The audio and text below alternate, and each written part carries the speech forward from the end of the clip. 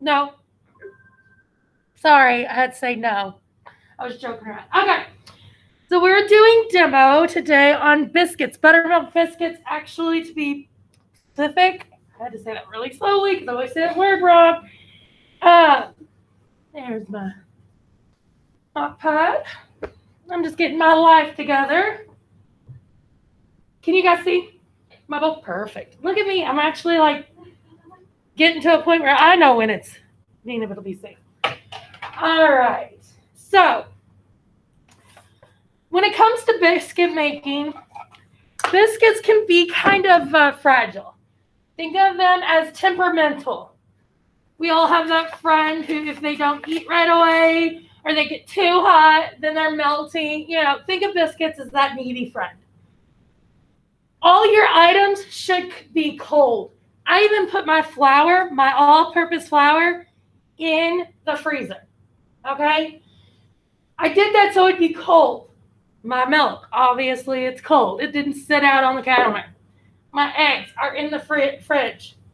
That's what we do in America. Anyway, other countries do not, so eggs in the fridge. Now, my butter that I'm going to use is actually frozen. I'm going to shred it in. You can cube it in. I may cube it and shred. We'll just see. I can show you the difference. I'll do that. But I do like to shred it in, my butter, because then I can just toss the flour when I'm cutting it in. It seems to blend better when I shave it in, but I can cube it in as well. I am going to use a pastry cutter, and I'm going to try not to touch it as much as possible because I have hotter hands. The video will watch over scones while these are cooking. The woman that works for Bon Appetit, the magazine, actually talks about how there was a friend of hers in culinary school that had too hot of hands and certain baking items just never worked out for him. She's not talking about me, but I was that person in baking class. It didn't matter what I was making. If I had to make it by hand, it was going to shrink. The butter was going to melt too quickly, and it was all due to my hand, the heat from my hands alone. Some people have colder hands. I don't have like that word where some people have like almost moist hands. Ugh. I don't have that. However, mine are just always warm. Like I can wrap them around my daughter's hands and I'm like, oh, it's so nice. So, but still, just that enough much heat coming from my palms. You will watch me. I'm just going to use my fingers, okay? And I'll make sure I talk about that in just a minute. I am going to grab some flour.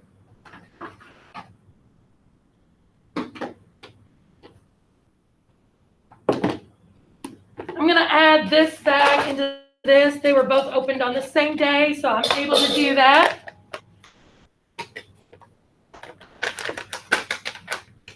There we go. I'm going to take my knife and I'm going to kind of stir it around a little bit. Trying to incorporate all the flour together. There we go. Then I'm going to take my 1 cup.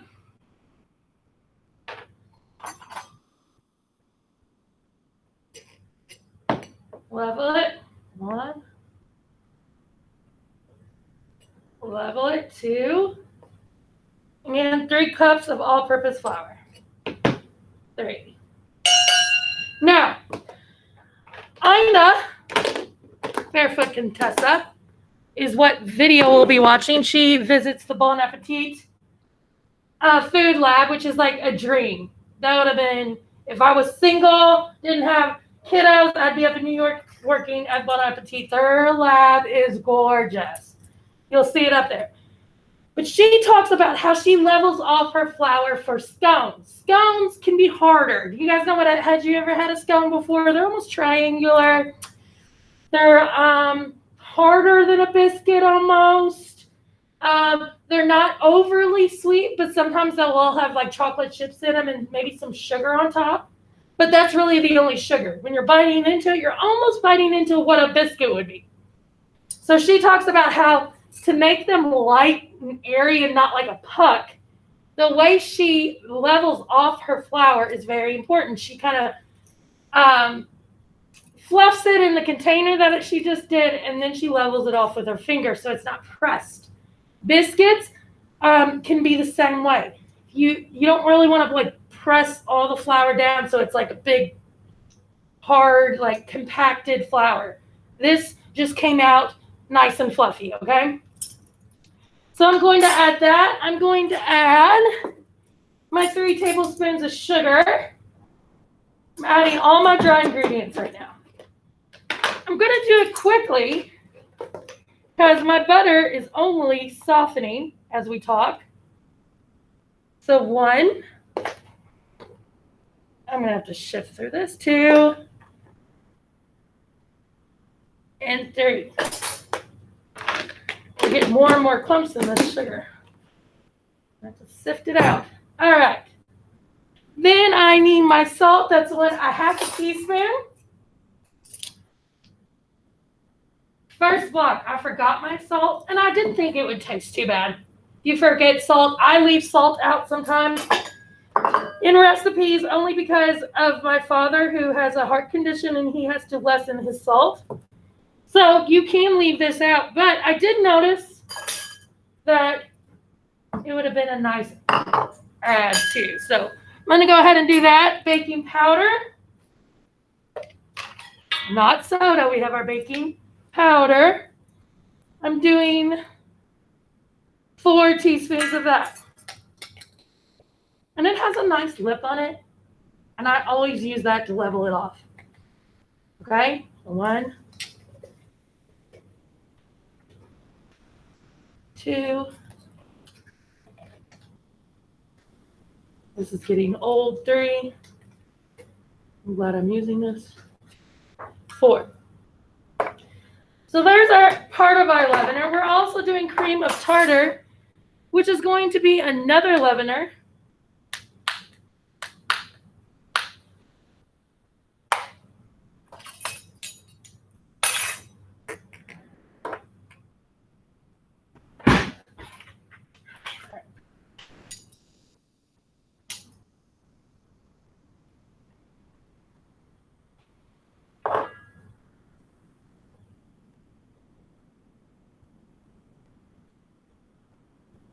And 1/2 teaspoon of that. Sorry, I do not have this one memorized, so you will watch me look at my recipe, but that is okay. So, do you guys see all my ingredients? You can see them almost different. You can see the flour, the sugar, our cream of tartar, and our baking soda. Over here, I don't know if the light's going to allow you to see it, hopefully. There's all the different. We need to combine them all together, right? I'm going to take my pastry brush. I'm going to make it use like a whisk. I'm just going to lightly whisk it, get everything incorporated. My baking powder is getting a little old, which is fine for right now. But it's starting to clump up a little, so I'm just going to... And you'll be able to see it like, I don't know if you guys can see that right there. There's like white little chunk. Okay. So that's what I'm trying to break up. And then I'm going to set this off to the side and get my butter going.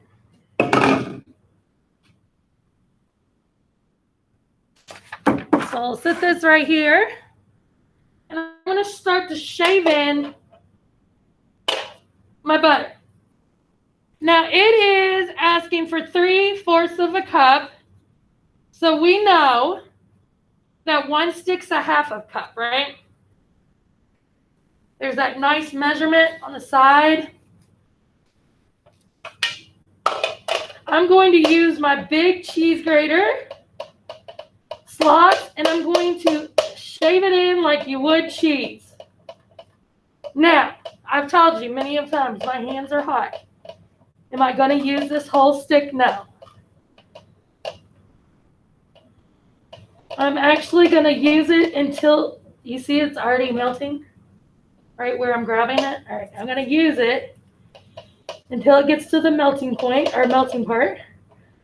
I'm going to quickly just cut it as much as possible. I'm going to stop. I'm going to get another one.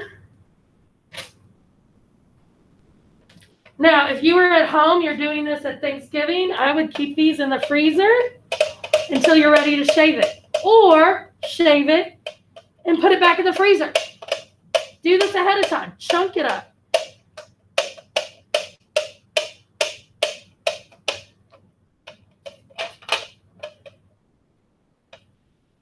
All right.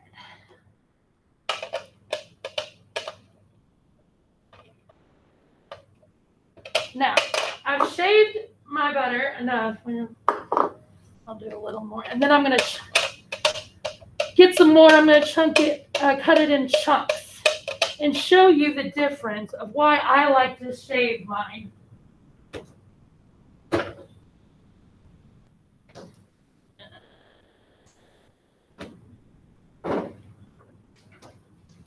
Compared to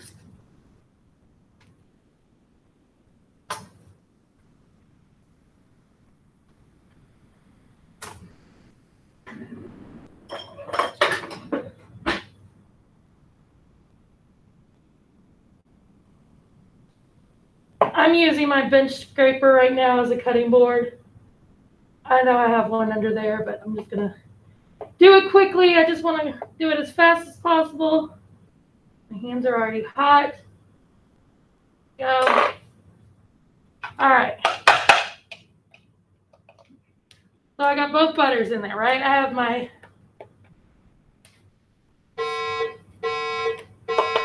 chunky butter. And I have, Jonathan, do you mind washing that off for me? Appreciate you. And then I have my shaved butter.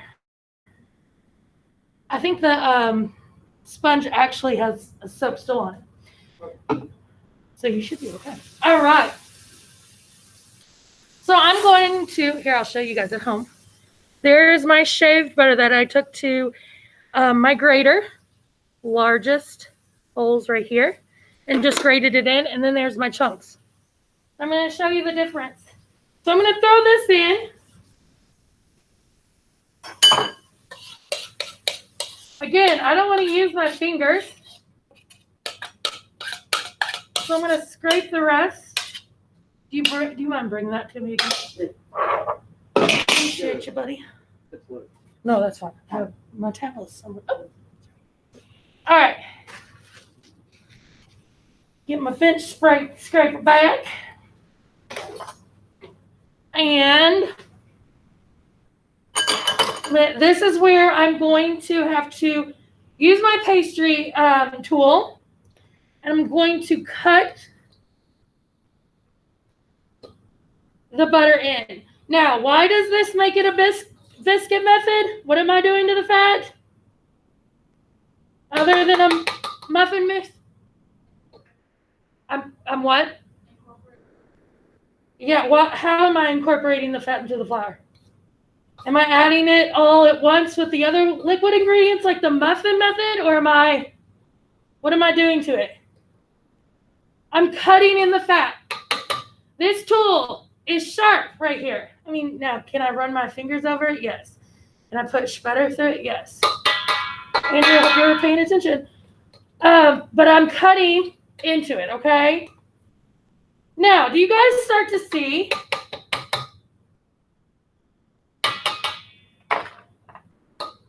Sorry, hold on.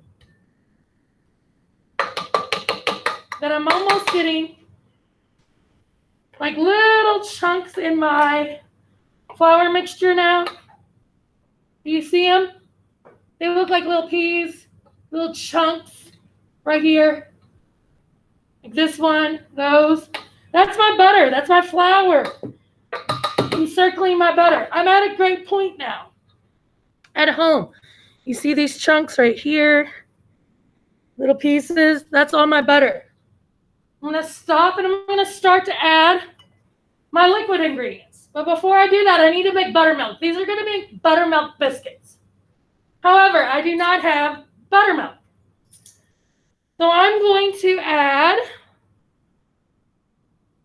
over a bowl that's not the milk, 1 tablespoon of white vinegar. This will actually make a substitute buttermilk. So I'll do that now. Could I add a lemon or a lime? This is actually a lime. It's from my aunt's garden. Lemon juice, 1 tablespoon would work as well. Lime juice would work as well. Lime juice will add a little more flavor than what lemon would. Okay? Wouldn't be a bad thing, but just know it will have that lime flavor. Vinegar, you won't taste it. You can almost see a film like a skin come over the top of the milk, and I'll know that it's ready. I just mixed it up. It was that quick. So I'm going to go ahead and add my egg. Allow that to sit for another minute.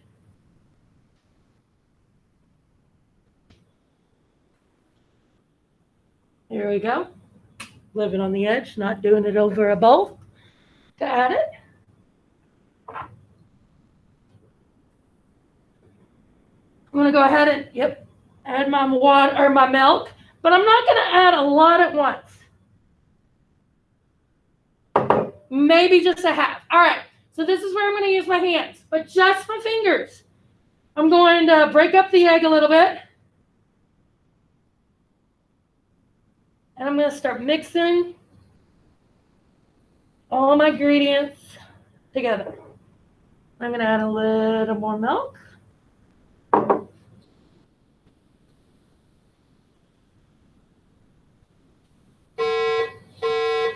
Do you see my biscuits starting to come together?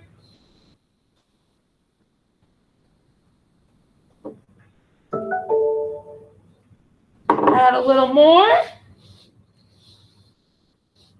Now, am I grabbing it? No, I'm literally just using my fingers as a mixer. Now, could you do this in the KitchenAid mixer? Yes. Could you do this in a blender? You could absolutely. I used to do it a lot that way. I started to figure out how to do it by hand safely without hurting my butter. There we go. Now, I've used all my liquid. I've got my egg in there too. And my ball of dough is starting to form. Now, you'll notice I'll start to use my full hand more. All I'm doing is kind of pressing, getting all that dry ingredient at the bottom of my bowl to work into my dough. Doing it quickly so I don't melt that butter again. It's all about that fat. You don't want to melt it. Now, if you want to, you could subtract the butter and substitute Crisco. Your Crisco is more forgiving than butter.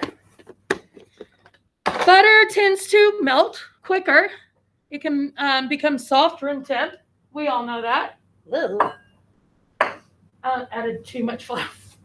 So that was my sound effect. But butter also adds flavor, right? Crisco will not. So, if you're adding other flavors to your biscuits, then a Crisco would be fine. However, since I'm just using butter, salt, and sugar as a flavoring,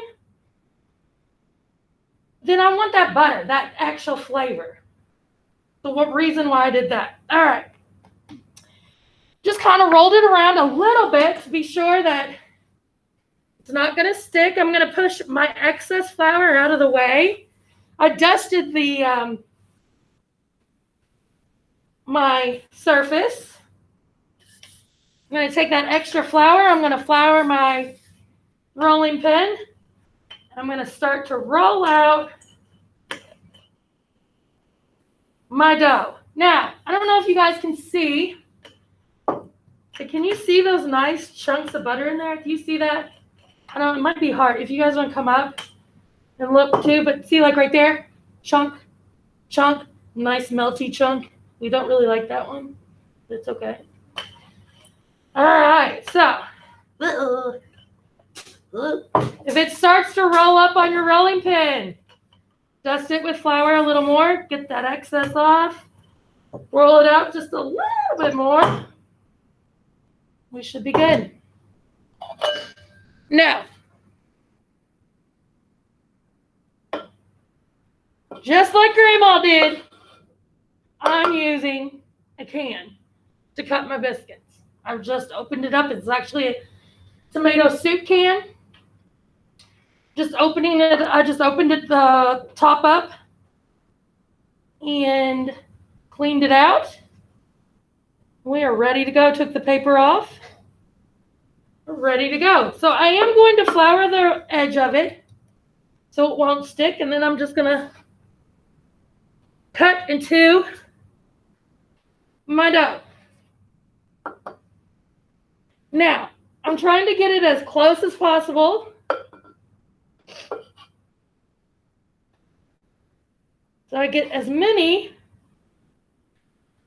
out of my first rolling out of dough as possible. You don't want to overwork it, and you can get as many out as you can. It's helpful. Oh, maybe one right here, maybe. No, not really. It's okay. It's a funky one. We like funky ones. All right, so I'm going to pull out my dough. Gotta work quickly because I can already tell. I can already feel it getting warm. Okay? So, here's my cast iron. I love my cast iron. You could also use a baking dish, a cookie sheet, whatever you feel more comfortable with. Cast irons. You see how slick that is? It almost looks like glass. It shouldn't stick. I always like to add a little butter to biscuits because, I mean, who doesn't like buttered biscuits? So I always add just a little on the bottom just to ensure that it won't stick because not everybody seasons their cast irons correctly, which means baking them off to adding fat, baking it off at a high temperature like 500 degrees, and it comes out and nothing will stick to it. Miss Holstein has one that's 100 years old. Her great-grandmother used it. Nothing sticks on it. She can fry an egg on it. Mine, some of them are okay. Some of them I need to season again. I will season out on an open fire. I'll grease them up really good with pork fat. And then I'll season them outside on an open flame, upside down. I'll flip it over after half an hour, 45 minutes. I'll see if it's tacky. If it's still tacky, I'll let it go. If it's not tacky, I'll pull it off, let it cool, and see how a mirror-like it looks. It will glisten. It will look like ice is over my cast iron. Then I know it's ready to go. All right, so I have my oven set to 450. I'm actually going to turn it down to 425 when it's in.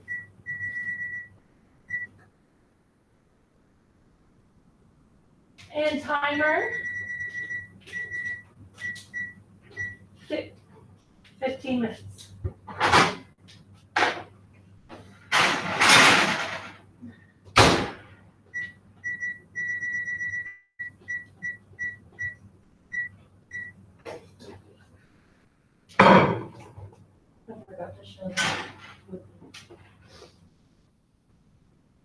This is what they're going in the oven. So here we go. They'll go in for 15 minutes.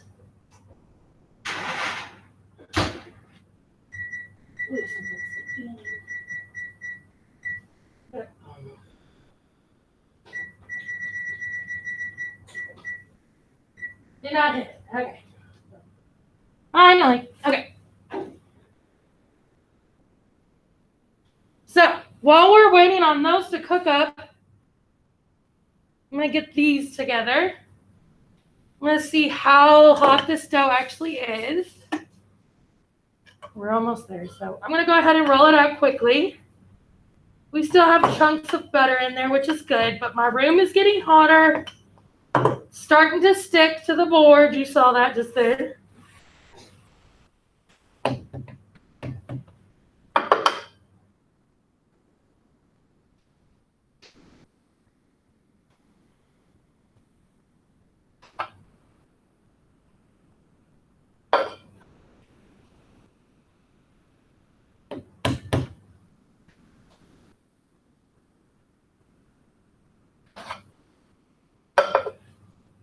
Now, I think I can get one more biscuit out of this.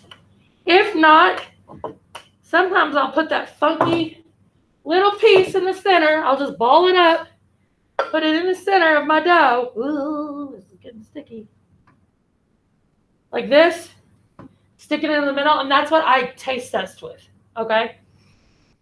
So once one of those come out, I'll put these on. Actually,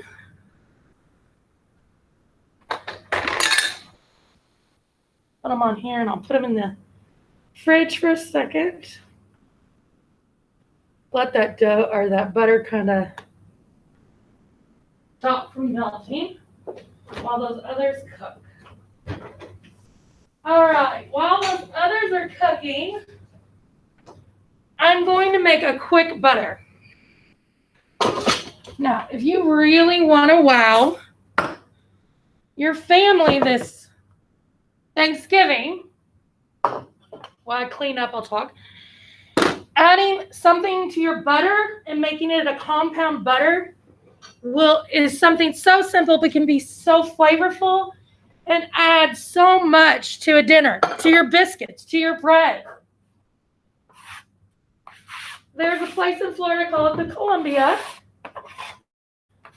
And like a lot of restaurants, they send out bread right away. But what makes their bread so special, first off, it's made in-house. So they actually have a baker come in every morning. They probably come in at 2 or 3 in the morning to make all their bread for the day. They would probably also be making all the desserts for the day, and then they'll go home before lunch rush even starts. So the butter, though, that they serve with warm, fresh bread is so good. And all they're adding is salt to their butter and citrus.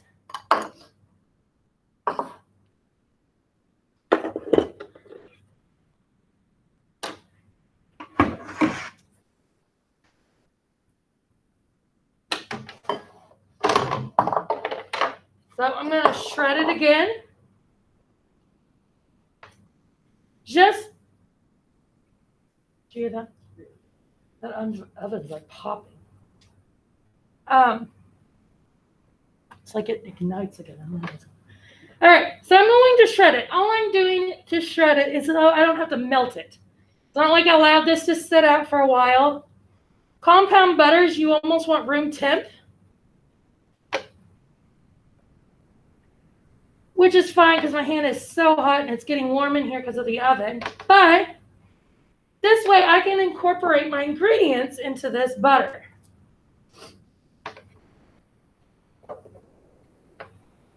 A little easier when it's shredded like this.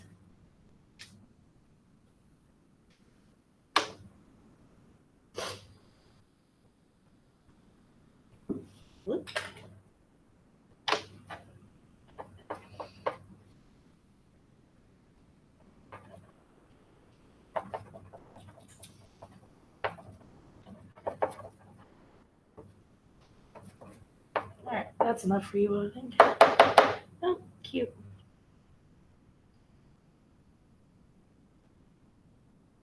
All right.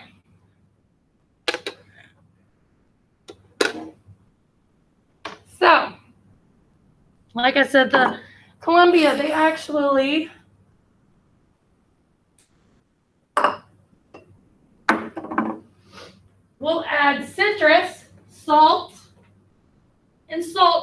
butter to make it more flavorful. So I'm going to add a lime, which I know it's not the lime color we all think of, right? It's not bright green. These are key limes. They're from my aunt's tree down in Florida. My parents just came back from Florida, and they brought me back key limes and grapefruits that are in my aunt's yard.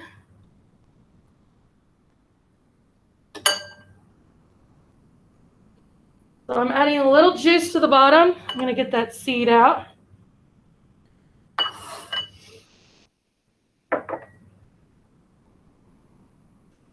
But I'm also going to take the smaller grade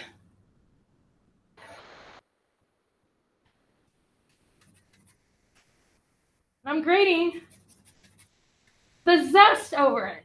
You guys see the color change? It's a little whiter. That's all I want. I don't want to go too much into that white. It'll become bitter. Okay?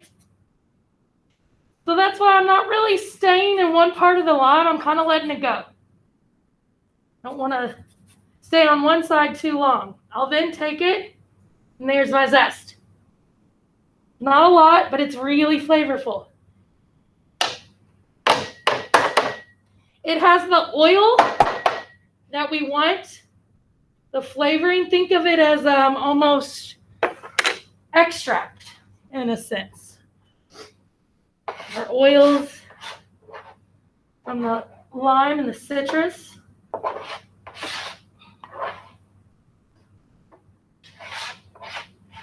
My bench scraper, great tool. Gonna add a little bit of salt to my, they're not dirty, but crusty hands.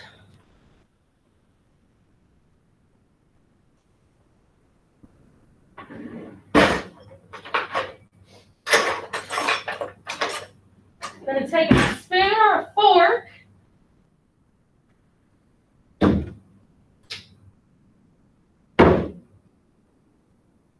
I'm gonna mix it together. That lime juice is down there.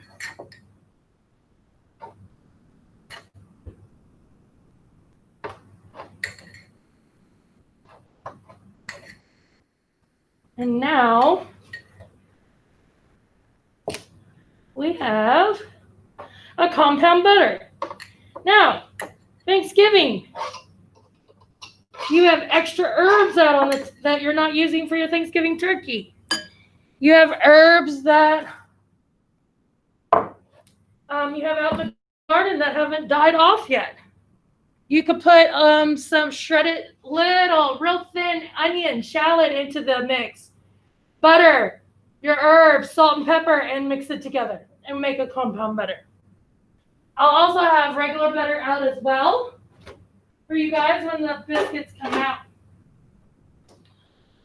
So I will put up, so on Friday for you all, you guys will have your scone lab, which we'll be making chocolate chip scones. I'm going to show Ina at the Bon Appetit cooking lab where they're going to make scones. I do want you to watch how she measures her flour for these scones. It's really important.